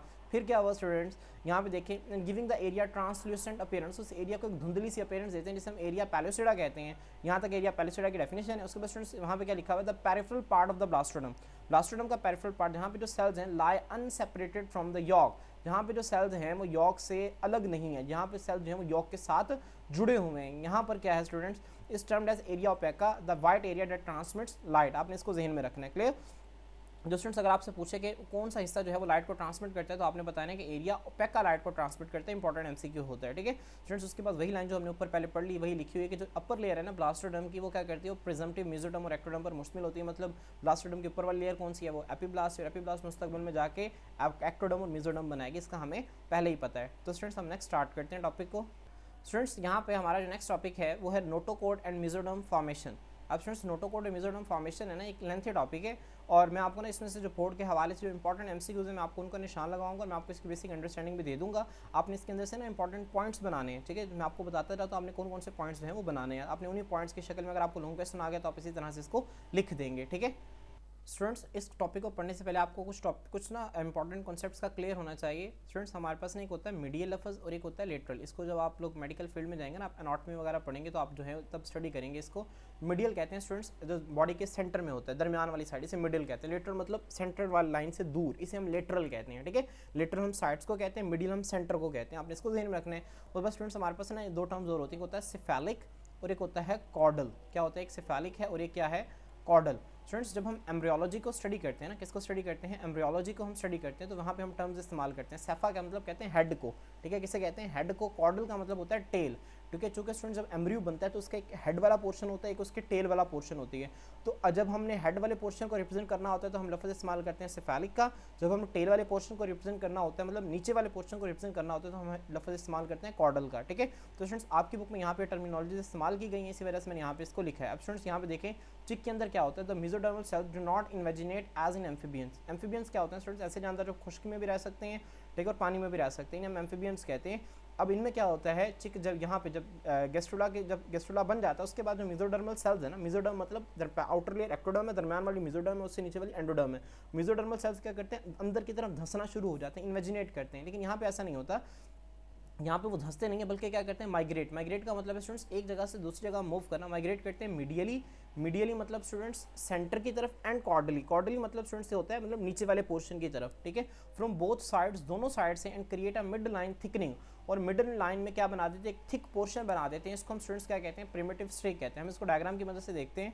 स्टूडेंट्स यहाँ पे देखिए, यहाँ पे आप लोगों को एक जनरलाइज स्ट्रक्चर है, ब्लैक एंड वाइट डायग्राम है आप लोगों को सिर्फ बताने के लिए कि ऊपर वाला एंड को हम सेफेलिक हेड कहते हैं, नीचे वाले हेड को हम कॉर्डल एंड कहते हैं। स्टूडेंट्स यहाँ पे ये ब्लास्टोडर्म है, ब्लास्टोडर्म के साथ ये यॉक के साथ मजबूती से अटैच हैं, इसे हम एरिया ओपेका कहते हैं स्टूडेंट्स। और यहाँ पे आपको ट्रांसलूसेंट की अपीयरेंस नज़र आ रही है, इसको हम एरिया पैलिसिडा कहते हैं स्टूडेंट्स। यहाँ पे जो मेसोडर्म के सेल्स है ना, इस तरह से अंदर की तरफ माइग्रेट करते हैं, मीडियल दरमियान में, और कॉर्डली मतलब नीचे से टेल वाली साइड से सेल्स जो हैं वो मीडियल साइड पर, ठीक है, मीडियल दरमियान से भी, और कॉर्डल, ठीक है, कॉर्डियल मतलब टेल वाली साइड से भी सेल्स क्या करते हैं, माइग्रेट करते हैं स्टूडेंट। जब वो माइग्रेट करते हैं तो सेंटर में एक थिक एंड पोर्शन बनाते हैं, इसे हम प्रिमिटिव स्ट्रेक कहते हैं। यहाँ पे आपको सही नज़र नहीं आ रहा है, यहाँ पे सिर्फ मैंने आपको सेफेलिक एंड बताने के लिए या आपको डायग्राम दिखाई है, हम प्रिमिटिव स्ट्रेक को भी देखते हैं स्टूडेंट्स। देखें यहाँ पे हमें जो है वो प्रिमिटिव स्ट्रेक ज़्यादा अच्छी नज़र आएगी। अब स्टूडेंट्स यहाँ पे आप देख रहे हैं कि इससे पहले जो थे वो यहाँ पे यॉक पड़ी थी, और यॉक के ऊपर जो था वो सारा स्ट्रक्चर हो रहा था, ये सारा राउंड था। अब स्टूडेंट्स ये राउंड से किस शक्ल में चेंज हो गया, पियर शेप, नाशपति की शक्ल में जो है वो चेंज हो गया, आपने इसको जहन में रखना है। स्टूडेंट्स यहाँ पे हो क्या रहा है, यहाँ पे ये कॉर्डल, इसकी टेल वाली साइड से, ये कॉर्डल साइड है, ये कौन सी साइड है स्टूडेंट्स, कॉर्डल साइड है, और यहाँ पे स्टूडेंट्स, ठीक है, मीडियली, ठीक है, यहाँ से जो सेल्स हैं कॉर्डल और मीडियल साइड से सेल्स जो क्या कर रहे हैं, अंदर की तरफ इन्वेजिनेट कर रहे हैं, धंसना शुरू हो गए हैं स्टूडेंट्स, यहाँ पर माइग्रेट करना शुरू हो गए, अपनी पोजीशन को छोड़कर जा रहे हैं स्टूडेंट। यहाँ पे हमारे पास क्या बनता है, यहाँ पे ना एक सेलुलर थिकनिंग बनना शुरू हो जाती है, ठीक है। ये जो सेलुलर थिकनिंग है ना स्टूडेंट, इसे हम नाम देते हैं प्रिमिटिव स्ट्रेक का नाम देते हैं। हम इसको बुक से रीड कर लेते हैं दोबारा स्टूडेंट्स। यहाँ पे देखें, बट आप migrate medially and cordially from both sides and create a mid line thickening, दरमियान में एक थिकनिंग बन जाती है जिसे हम प्रिमिटिव स्ट्रेक कहते हैं, which grows rapidly in length as more and more presumptive mesodermal cells continue to aggregate in the middle. Students अब चाहे इसको स्किप भी कर सकते हैं। यहाँ पे क्या होता है, जब ज़्यादा से ज़्यादा सेल्स जो हैं जो कि मुस्तकबिल में जिन्होंने मेसोडर्म बनानी है वो जब यहाँ पे इकट्ठे होंगे तो इसकी जो लेंथ है वो इसकी लेंथ में क्या हो जाएगा, इजाफा हो जाएगा। अब स्टूडेंट्स यहाँ पे क्या, ऑल दिस रिजल्ट्स, ये लाइन आपने करी प्रिमिटिव स्ट्रेक तक करनी है, उसके बाद स्टूडेंट्स क्या, all this results in the change of shape of blastoderm, blastoderm के शेप में क्या आ गया, चेंज आ गया, सर्कुलर से क्या हो गई, पियर शेप हो गई स्टूडेंट्स, ये मैंने अभी आपको बताया। उसके बाद स्टूडेंट्स यहाँ पे एक इंपॉर्टेंट चीज़ ये है और है कि जो एंटीरियर एंड है ना प्रिमिटिव स्ट्रेक का, is occupied by an aggregation. Aggregation का मतलब होता है स्टूडेंट्स इकट्ठा हो जाना, काफ़ी सारे यहाँ पे सेल्स होते हैं, इसको हम प्रिमिटिव नोड कहते हैं। क्या कहते हैं स्टूडेंट्स, प्रिमिटिव नोड कहते हैं। और जो प्रिमिटिव नोड है ना स्टूडेंट्स, इसे हम नोटोकोडल सेल्स भी कहते हैं। क्या कहते हैं स्टूडेंट्स, नोटोकोडल सेल्स कहते हैं। नोटोकोडल सेल्स इसे क्यों कहते हैं, क्योंकि इनसे मुस्तकबिल में जाके एक स्ट्रक्चर बनाना है जिसे हम कहते हैं नोटोकॉर्ड। क्या कहते हैं स्टूडेंट, नोटोकॉर्ड। नोटोकॉर्ड स्टूडेंट वो स्ट्रक्चर है जिससे हमारी बॉडी के अंदर ना हमारा जो वर्टिब्रल कॉलम है, जो रीढ़ की हड्डी है, वो किससे बनेगी, नोटोकॉर्ड से बनेगी।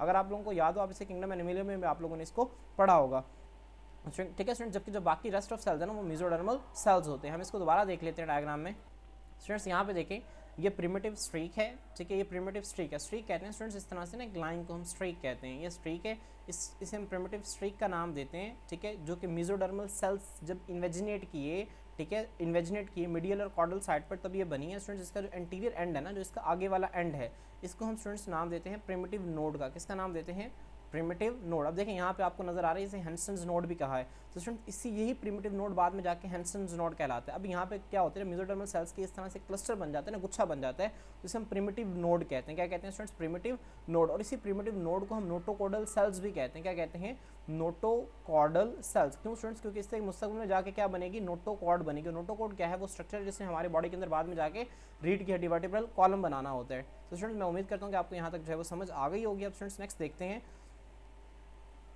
स्टूडेंट्स, यहाँ पे जो आगे डेफिनेशन है ना वो लिखी हुई है स्टूडेंट्स, प्रिमिटिव रिजेस की डेफिनेशन लिखी हुई है। प्रिमिटिव ग्रूव क्या होता है और प्रिमिटिव रिजेस क्या होते हैं स्टूडेंट्स, हम इसको देखते हैं। वो कहता है कंटिन्यूस जब माइग्रेशन होती है ना सेल्स की, take between epiblast and hypoblast. अब स्टूडेंट्स एपिब्लास्ट क्या है, ठीक है, एपिब्लास्ट जो ब्लास्टोडर्म की बाहर वाली लेयर, हाइपोब्लास्ट उससे नीचे वाली लेयर। अब इसके दरमियान स्टूडेंट्स हमारे पास जो है जब सेल्स की मुसलसल माइग्रेशन होती है, वो कौन से सेल्स की माइग्रेशन हो रही है, जिन्होंने मुस्तकबिल में जाकर मेसोडर्म बनानी है। क्या बनानी है, मेसोडर्म बनानी है। Results in the formation of groove. Groove कहते हैं स्टूडेंट्स गड्ढे को, ठीक है। मिसाल के तौर पर मैं आपको बताता हूँ, ये मेरे पास एक फ्लैट सर्फेस, जब यहाँ से सेल्स है ना जो, ठीक है, वो इस तरह मुसलसल क्या कर रहे हैं, अंदर की तरफ इन्वेजिनेट कर रहे हैं, धंस रहे हैं अंदर की तरफ, इस तरह से मुसलसल जो है वो माइग्रेट कर रहे हैं, तो स्टूडेंट्स यहाँ पे इस तरह से एक डिप्रेशन बन जाएगा, ग्रूव बन जाएगा, ठीक है। इस ग्रूव को हम नाम देंगे, ये क्या है, प्रिमिटिव ग्रूव है। ये क्या है स्टूडेंट्स, प्रिमिटिव ग्रूव है। और जो इसके साइड वाले किनारे हैं ना, इनको हम नाम देते हैं प्रिमिटिव रिजेस का। किसका नाम देते हैं, प्रिमिटिव रिजेस का।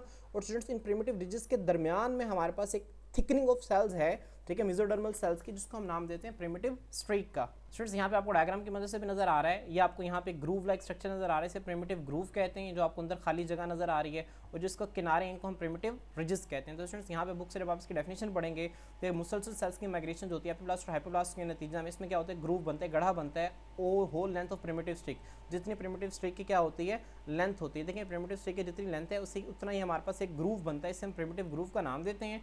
और students marked on either side by thick and margin, marked का मतलब इसकी निशानदेही की जाती है आइदर साइड, हर तरफ, ठीक है। देखिए यहाँ पर अब इसके हर तरफ जो है ना वो थिक एंड मोटे मोटे किनारे मार्जिन से, इनको हम नाम देते हैं प्रिमिटिव रिजेस का नाम देते हैं। किसका नाम देते हैं स्टूडेंट्स, प्रिमिटिव रिजेस का नाम देते हैं, आपने इसको ज़हन में रखना है। उसके बाद स्टूडेंट्स देखें at the cephalic end of primitive streak. Students यहाँ पे देखिए मैं आपको दोबारा बता दूं, मैंने आपको बताया था ना, ये ऊपर वाला हेड जो है ये क्या है, सिफेलिक है, और नीचे वाला स्टूडेंट्स क्या है, ये कॉर्डल है, ये क्या है, कॉर्डल है। तो स्टूडेंट्स प्रिमिटिव स्ट्रीक का ये जो सिफेलिक हेड है, ये जो इसका सिफेलिक मतलब ये वाला जो साइड है, इसकी बात कर रहा है वो कहते हैं प्रिमिटिव स्ट्रीक का जो सिफेलिक हेड है, यहाँ पर क्लोजली पैक्ड सेल्स होते हैं, वो क्या बनाते हैं, फॉर्म अ लोकल थिकनिंग बनाते हैं, जिसे हम हैंसन्स नॉड कहते हैं। क्या कहते हैं स्टूडेंट्स, हैंसन्स नॉड कहते हैं। स्टूडेंट्स हैंसन्स नॉड असल में वही प्रिमिटिव नोड है जिसका हम शुरू में प्रिमिटिव नोड कह रहे थे ना स्टूडेंट्स। प्रिमिटिव नोड हम सिर्फ इस वजह से कहते हैं क्योंकि वो प्रिमिटिव स्ट्रीक में अभी सेल्स जब इकट्ठे हो रहे हैं ना, उसे प्रिमिटिव नोड कह रहे हैं हम। लेकिन प्रिमिटिव नोड में जब वहाँ पे जाके सेल्स जो है वो काफ़ी सारे इकट्ठा हो जाते हैं, तो उसे हम किसका नाम दे देते हैं, हैंसन्स नोड का नाम देते हैं। और ये cephalic end of primitive streak पर मौजूद होता है, ठीक है, जहाँ पे खास किस्म के सेल्स मिलकर हैंसन्स नोड बनाते हैं। आपने इसको जहन में रखना है, ठीक है। स्टूडेंट्स यहाँ पे दो चीज़ें इंपॉर्टेंट हैं। अब ऊपर से स्टूडेंट्स मैं अगर आप लोगों को ऊपर से दोबारा बताऊँ, यहाँ से स्टूडेंट्स आपने प्रिमिटिव स्ट्रीक की डेफिनेशन करनी है, उसके बाद यहाँ पे आपको शेप का आइडिया होना चाहिए, और स्टूडेंट्स यहाँ पे आपको प्रिमिटिव नोड का आइडिया होना चाहिए। नीचे से स्टूडेंट्स आपको प्रिमिटिव रिजेस का, प्रिमिटिव ग्रूव का, हैंसन्स नोड का आप लोगों को आइडिया होना चाहिए स्टूडेंट्स। उसके बाद मैंने आपको बताया था ना कि यहाँ पे हमारे पास एक नोटोकॉर्ड की फॉर्मेशन होती है। स्टूडेंट्स यहाँ पे देखें after the primitive streak has been moved and endoderm was well establish, ठीक है, जो प्रिमिटिव स्ट्रिक जो है वो बन जाती है और एंडोडर्म जो है वो एस्टैब्लिश हो जाती है। इसके बाद स्टूडेंट्स आप जो है वो इसको यहाँ से आप इसको चाहे कट भी कर सकते हैं, आप लोग जो है वो यहाँ से करें, ये इंपॉर्टेंट है। यहाँ से आप इसकी हेडिंग बनाएंगे फॉर्मेशन ऑफ नोटोकॉर्ड, किसकी आप हेडिंग बनाएंगे, formation of notochord. Cells begin to push in from the region of Hensen's node, Hensen's node है ना स्टूडेंट्स, उससे जो सेल्स हैं वो अंदर की तरफ धंसना शुरू होते हैं, पुश इन अंदर की तरफ जाते हैं, to form a rod like notochord. Notochord क्या होता है, एक रॉड लाइक स्ट्रक्चर होता है, इस तरह से एक रॉड लाइक स्ट्रक्चर होता है, जो इसे नोटोकॉर्ड कहते हैं।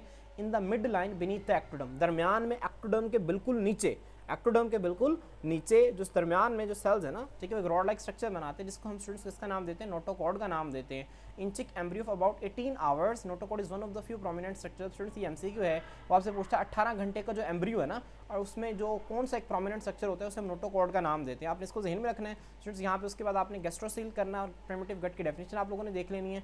The cavity between the yolk and endoderm, ठीक है, मतलब वो कैविटी स्टूडेंट जिसे हम पहले गैस्ट्रोसील, ठीक है, जिसे हम पहले ब्लास्टोसील का नाम दे रहे थे ना, अब वो, ठीक है, जिसे हम सेगमेंटेशन कैविटी ब्लास्टोसील का नाम दे रहे थे, अब स्टूडेंट्स उसी कैविटी को हम किसका नाम दे देंगे, ठीक है, गैस्ट्रोसील। किसका नाम दे देंगे, गैस्ट्रोसील का नाम दे देंगे। क्यों, क्योंकि वो जो एंडोडर्म है ना, एंडोडर्म ने मुस्तकबिल में जाके हमारी बॉडी का, ठीक है, हमारी जो डाइजेस्टिव सिस्टम है ना, इसको बनाना है, ठीक है। और गट आपको पता है हम किसे कहते हैं, एलिमेंट्री कैनाल को कहते हैं। एलिमेंट्री कैनाल माउथ से लेकर एनस तक एक ट्यूब होती है। तो स्टूडेंट चूंकि इसने गट बनाने, एलिमेंट्री कैनाल बनाने, इसी वजह से उसे गैस्ट्रोसील, खाली जगह को गैस्ट्रोसील कहते हैं, और इसे हम प्रिमिटिव गट का नाम भी देते हैं।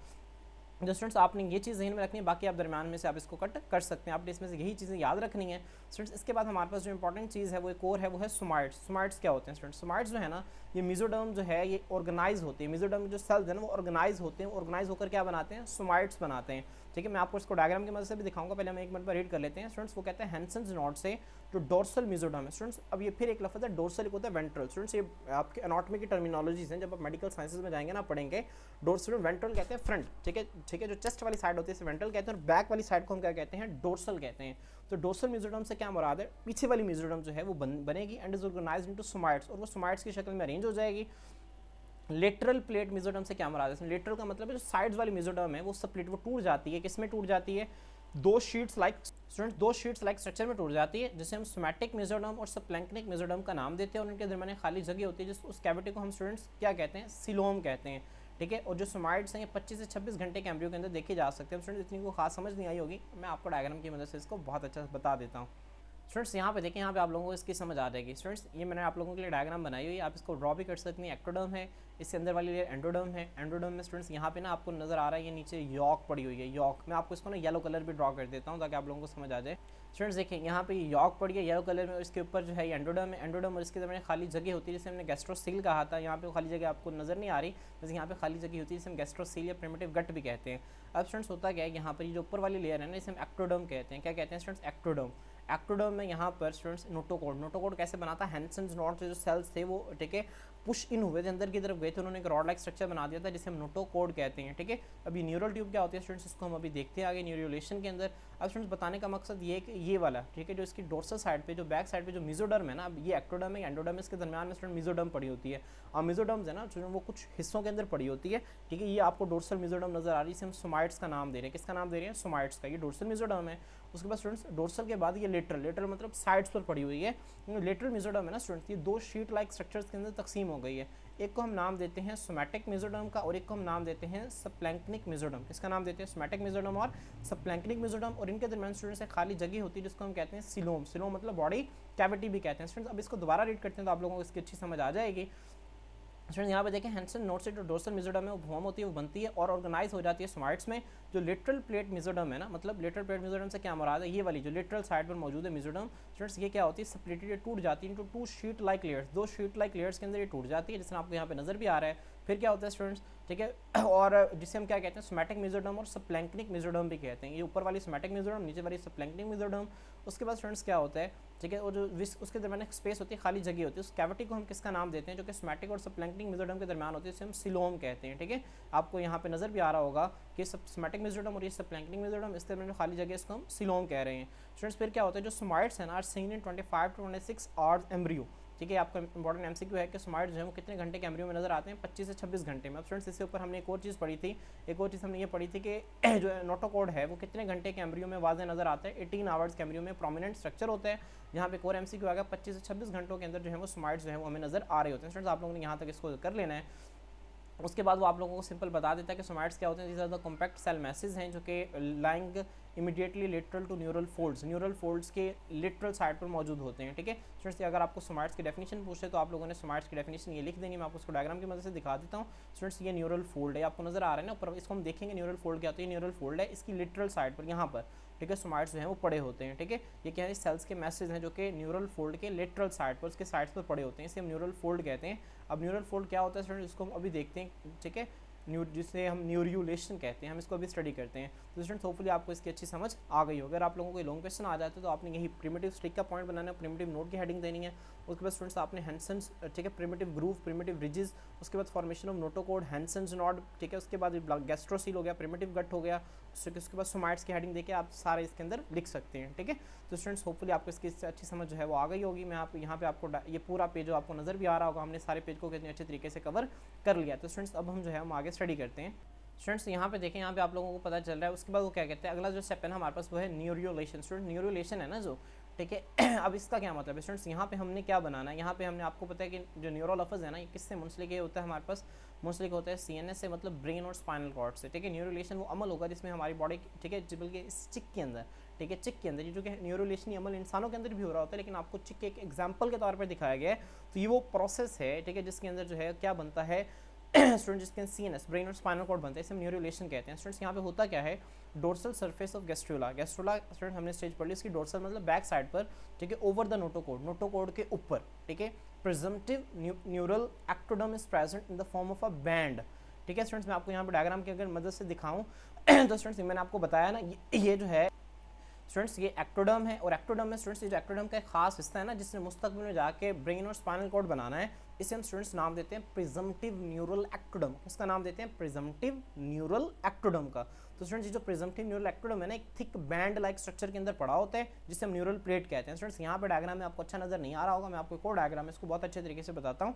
स्टूडेंट्स यहाँ पे देखिए, नोटोकोड के बिल्कुल ऊपर गैस्ट्रुला की डॉर्सल साइड पर, बैक साइड पर, यहाँ पे स्टूडेंट्स ये क्या है, ये प्रिजम्पटिव न्यूरल ठीक है, एक्टोडर्म है, ठीक है, क्या है, प्रिजम्पटिव न्यूरल एक्टोडर्म है जो कि यहाँ पर मौजूद है। अब स्टूडेंट्स हम आगे देखते हैं, ठीक है, एक बैंड लाइक शक्ल में, देखिए एक बैंड लाइक शक्ल में मौजूद है ना ये। उसके बाद स्टूडेंट्स वो क्या कहते हैं, एज गैस्ट्रोला इलोंगेट, जैसे गैस्ट्रोला जो है वो लंबा होता है, ठीक है, वो अपना साइज को बढ़ाता है, तो बैंड है ना जो थिकन जी मोटा होता है, तो फॉर्म अ न्यूरल प्लेट, ये क्या बना देता है, मोटा हो गया, क्या बना देता है, न्यूरल प्लेट बना देता है। स्टूडेंट्स यहाँ पे देखें, जैसे ही गैस्ट्रोला जो है इसके नीचे स्टूडेंट्स एक पूरा गैस्ट्रोला मौजूद है, जैसे ही वो बड़ा होगा तो ये थिक होकर अपने आप को क्या बना देगा, स्टूडेंट्स यहाँ पे देखें थिक हो गया, मोटा हो गया, और इसने एक न्यूरल प्लेट बना दिया। स्टूडेंट्स अब ये जो न्यूरल प्लेट है ना इस तरह से, ठीक है स्टूडेंट्स, जिस तरह से फर्ज करें कि मेरे पास जो है यहाँ पर एक पेज पड़ा हुआ है, ठीक है, लेट्स सपोज स्टूडेंट्स ये मेरे पास ना एक पेज है। अब इस पेज को ना मैं इस तरह से करूँगा, अगर यहाँ पे मैं इसको इस तरह से करूँगा ना, आप देख रहे हैं इसके अंदर की तरफ ना फोल्ड हो रहा है, ये फोल्ड हो रहा है। तो स्टूडेंट्स ये है ना जो इसी तरह से हमारे पास एक्टोडर्म पहले सीधी होती है, उसके बाद स्टूडेंट्स यहाँ पर इसके कुछ ना स्ट्रक्चर्स होते हैं, हम कहते हैं न्यूरल फोल्ड्स। क्या होते हैं, न्यूरल फोल्ड्स, ये इस तरह से ना एक दूसरे की तरफ इन्वेजिनेट धंसना शुरू होते हैं। जब धंसना शुरू होते हैं ना तो स्टूडेंट इसके अंदर ना एक दरमियान में खाली जगह बनती है, इस खाली जगह को हम कहते हैं ग्रूव। क्या कहते हैं, ग्रूव। चूंकि जो ग्रूव है ये वहाँ पर बन रहा है जहाँ पे क्या होना चाहिए, जहाँ पे न्यूरो है, ठीक है, जहाँ पे जो न्यूरल प्लेट है यहाँ पे ग्रूव बन रहा है, तो इसे हम न्यूरो ग्रूव का नाम देते हैं, ठीक है। तो स्टूडेंट्स हम इसको बुक से रीड कर लेते हैं। वो कहता है कि जैसे गैस्ट्रोला इलोंगेट होता है, जो बैंड है वो थिक होकर न्यूरल प्लेट बनाता है। इन 6 ऑफ 18 आवर्स, 18 घंटे के एम्ब्रियो में जो न्यूरल प्लेट है उसको देखा जा सकता है। 18 घंटे के एम्ब्रियो में नोटोकॉर्ड को भी देखा जा सकता है। इसी वजह से जो मैंने आपको पहले डायग्राम दिखाई थी, ये वाली स्टूडेंट्स, ये वाली डायग्राम, इसमें मैंने आपको ठीक है नोटोकॉर्ड भी बनाया था और मैंने न्यूरल ट्यूब भी बनाई थी, ठीक है। न्यूरल ट्यूब मैंने इसी वजह से बनाई थी, मैंने आपको बताया था ना हम इसको पढ़ेंगे। तो ये दोनों जो स्ट्रक्चर्स हैं 18 घंटे के एम्ब्रियो में बड़े क्लियर नजर आ रहे होते हैं, ठीक है स्टूडेंट्स। फिर क्या कहते हैं, वो कहते हैं न्यूरल प्लेट को देखा जा सकता है फ्लैट, हमवार, थिकेंड एरिया, मोटा एरिया ऑफ एक्टोडर्म की शक्ल में। उसके बाद इन एम्ब्रियो ऑफ 21 to 22 आवर्स, 21 से 22 घंटे के एम्ब्रियो में longitudinal folding has occurred, establishing the neural groove in the mid dorsal line on either side of neural fold। Students हम इसको देखते हैं अभी। स्टूडेंट्स यहाँ पे देखें, यहाँ पे आप लोगों को अपनी डायग्राम को फोकस करना है, यहाँ पे आपको चीज़ें समझ आ जाएंगी। हम इसको दोबारा रीड करते हैं। वो कहता है स्टूडेंट्स के 21 से 22 घंटे के एम्ब्रियो में लॉन्गिट्यूडिनल फोल्डिंग, लॉन्गिट्यूडिनल से स्टूडेंट्स मुराद है लेंथ वाइज, लेंथ में एक फोल्ड बनता है। एक फोल्ड का मतलब होता है जैसे हमने पेज है ना, ये पेज मैंने इसको क्या कर दिया, मैंने इसको फोल्ड कर दिया है, ठीक है। इस तरह से मैं इसको क्या कर रहा हूँ, फोल्ड कर दिया है। जिस तरह का एक फोल्ड बनता है लेंथ वाइज, ठीक है, जो कि क्या एस्टैब्लिश करते हैं, न्यूरल ग्रूव बनाते हैं। स्टूडेंट्स मैंने अभी आपको एग्जांपल दिया ना, ठीक है, जिस तरह फर्ज करें स्टूडेंट्स मेरे पास एक पेज है, मैं इसको इस तरह से ना फोल्ड कर रहा हूँ। अब इसके स्टूडेंट्स इसके अंदर एक दरमियान में एक सेंटर में ग्रूव बन रहा है, खाली जगह बन रही है, इसे हम न्यूरल ग्रूव कह रहे हैं। और जो इसके साइड वाले हिस्से हैं ना, इन्हें हम न्यूरल फोल्ड्स कहते हैं, ठीक है। जिस तरह आपको यहाँ पे डायग्राम में आपको नजर आ रहा होगा, यहाँ पे देखें स्टूडेंट्स, ये न्यूरल फोल्ड्स हैं और इसके अंदर जो है एक ग्रूव बन रहा है जिसे हम न्यूरल ग्रूव कह रहे हैं, ठीक है। अब स्टूडेंट्स देखें, एक दूसरे के करीब आते जाते हैं, होता क्या है, एक दूसरे के करीब आते जाते हैं। जिस तरह मैं आपको पेज की मदद से अगर आपको बताऊँ ना, स्टूडेंट्स ये एक दूसरे के करीब आते जाते हैं, करीब आते जाते हैं यहाँ पर, और करीब आकर एक दूसरे के साथ इस तरह मिल जाते हैं। जब मिल जाते हैं तो इसके अंदर है ना जो न्यूरल ग्रूव जो है, ये न्यूरल ट्यूब के अंदर कन्वर्ट हो जाता है। किसके अंदर कन्वर्ट हो जाता है, न्यूरल ट्यूब के अंदर। और न्यूरल फोल्ड स्टूडेंट्स आपस में क्या हो जाते हैं, यहाँ पर मिल जाते हैं, ठीक है। यहाँ पे जो दोनों न्यूरल फोल्ड्स हैं स्टूडेंट्स, ये क्या होता है, दोनों न्यूरल फोल्ड्स एक दूसरे के क्या आते हैं, करीब आते हैं, ठीक है, एक दूसरे के करीब आते हैं। और क्या हो जाता है स्टूडेंट्स, यहाँ पे जब एक दूसरे के करीब आएंगे तो यहाँ पर ये मिल जाएंगे इस तरह से। जब ये मिल जाते हैं तो इसके अंदर एक ट्यूब बनती है, इसे हम न्यूरल ट्यूब का नाम देते हैं, ठीक है। और स्टूडेंट ये जो न्यूरल ट्यूब है मुस्तकबिल में जाकर ब्रेन और स्पाइनल कॉर्ड बना देती है।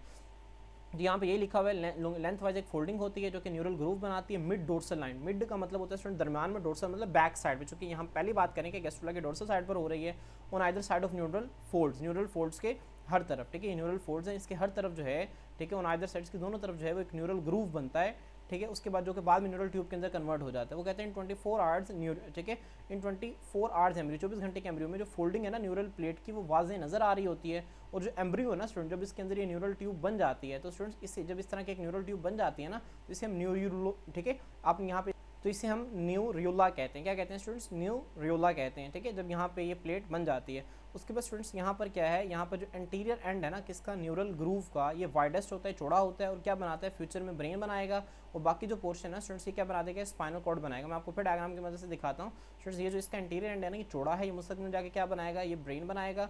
जबकि जो इसका बाकी पोर्शन है स्टूडेंट्स वो क्या बनाएगा, वो स्पाइनल कॉर्ड बनाएगा। अब हम इसको देख लेते हैं। In the mean time the neural plate sinks, sinks का मतलब होता है स्टूडेंट्स किसी चीज़ का ना नीचे बैठ जाना। यहाँ पे न्यूरल प्लेट सिंक नीचे बैठ जाती है, एंड न्यूरल फोल्ड जो है ना ग्रो टूवर्ड वन अनदर, एक दूसरे की तरफ ग्रो करते हैं, and meet in the mid dorsal line, ठीक है। और मिड डोर्सल लाइन के अंदर क्या करते हैं, मिल जाते हैं। स्टूडेंट्स यहाँ पे देखें, यहाँ पर जिस तरह से मिल गए हैं। अब जब यहाँ पे देखें न्यूरल ट्यूब है ना जो सिंक, ये नीचे चली गई है, तो ये वाले जो न्यूरल फोल्ड्स है ना एक दूसरे की तरफ इस तरह से ना ग्रो किए, जब एक दूसरी तरफ इस तरह से ग्रो किए ना, ये आपस में क्या होगा, मीट करके, फ्यूज़ करके, दरमियान में मिड डोर्सल लाइन में क्या करके फ्यूज़ करके, और फ्यूज़ करने के बाद स्टूडेंट्स क्या हुआ, ठीक है, यहाँ पे देखें मिड डोर्सल लाइन में फ्यूज़ करके और कन्वर्ट हो गए किसमें, न्यूरल, ठीक है, एंड कन्वर्ट कर दिया न्यूरल ग्रूव को इनटू न्यूरल ट्यूब के अंदर। तो जो पहले जब वो गढ़ा था, स्टूडेंट्स देखें ये, ठीक है, जब इस तरह से अभी वो करीब आ रहे थे ना, यहाँ पे सिर्फ इस तरह से ना ग्रूव बन रहा था, गढ़ा बन रहा था, लेकिन जब वो मिल गए हैं तो प्रॉपर यहाँ पे ट्यूब बन गई जिसे हम न्यूरल ट्यूब का नाम दे रहे हैं। अब न्यूरल ट्यूब के हर एंड पर क्या होता है, एक स्मॉल ओपनिंग मौजूद होती है जिसे हम एंटीरियर एंड पोस्टीरियर न्यूरोपोर्स कहते हैं। मिसाल के तौर पर एक ट्यूब है ना, ये न्यूरल ट्यूब है, ठीक है, ये आगे वाली ओपनिंग को एंटीरियर पोर कहते हैं, ठीक है, और पीछे वाली ओपनिंग को पोस्टीरियर पोर्स कहते हैं, ठीक है, जो कि बाद में क्या हो जाती है, बंद हो जाती हैं। अब न्यूरल ट्यूब बनने के साथ CNS central nervous system, brain और स्पाइनल कॉर्ड की फॉर्मेशन भी हो जाती है, और कैविटी इनक्लोज है ना, जो उसके अंदर जो खाली कैविटी होती है, इसको हम किसका नाम देते हैं स्टूडेंट्स, को हम नाम देते हैं न्यूरोसील का नाम देते हैं, ठीक है। और ये जो सारा अमल है ये न्यूरोलेशन कहलाता है, आपने इसको जहन में रखना है, ठीक है। तो स्टूडेंट्स मैं उम्मीद करता हूँ कि आप लोगों को यहाँ तक इसकी समझ होगी। तो स्टूडेंट्स हमारा जो है यहाँ पे जो डेवलपमेंट ऑफ चिक है हमारा ये मुकम्मल हो जाता है। स्टूडेंट्स यहाँ पे आप लोगों को नजर आ रहा है कि किस तरह से जो है वो एक चिक जो है वो डेवलप हो रहा है। तो स्टूडेंट्स ये जो है एक मुश्किल टॉपिक कंसिडर किया जाता है, सेकंड ईयर का डेवलपमेंट ऑफ चिक जो है वो मुश्किल कंसिडर किया जाता है, लेकिन ये आसान है। आप लोगों ने इसके हवाले से मैंने आपको सारी चीज़ें जो है वो तकरीबन 50 मिनट के एक लेक्चर के अंदर सारी चीज़ें कवर हो गई हैं। तो आप लोगों ने क्या करना है, इस लेक्चर को ध्यान से सुनना है, जो चीज़ें आपको बताई गई हैं उसको अच्छी तरह से समझना है। जिन डायग्राम्स का आपको कहा गया वो डायग्राम ड्रॉ कर सकते हैं। तो स्टूडेंट्स अगर आप इस चैप्टर को समझ के याद करेंगे, एक लाइन को आप देखेंगे, डायग्राम की मदद से देखेंगे, तो आप लोगों को ये चैप्टर जो है ज़्यादा देर तक याद रहेगा। और आप लोग जब भी इसको याद करें, आप डायग्राम्स की हमेशा जो है वो हेल्प लें, डायग्राम्स को देखें, उनको समझें, उनको पढ़ें, ठीक है। आप डायग्राम की मदद से इस टॉपिक को बहुत अच्छे तरीके से आप तैयार कर सकते हैं। तो स्टूडेंट्स इंशाल्लाह बाकी जो पोर्शन है ना वो जो है आप ये समझ लें कि हाथ ही निकल गया, दुम रह गई है। तो बाकी चैप्टर जो है हमारा इसी तरह से बाकी बहुत आसान चीज़ें हैं उसको हम नेक्स्ट लेक्चर के अंदर कवर करेंगे। तो आज के लिए इतना ही, इंशाल्लाह नेक्स्ट वीडियो में नेक्स्ट लेक्चर के पोर्शन के साथ आपके खिदमत में हाजिर होते हैं। अल्लाह हाफिज़।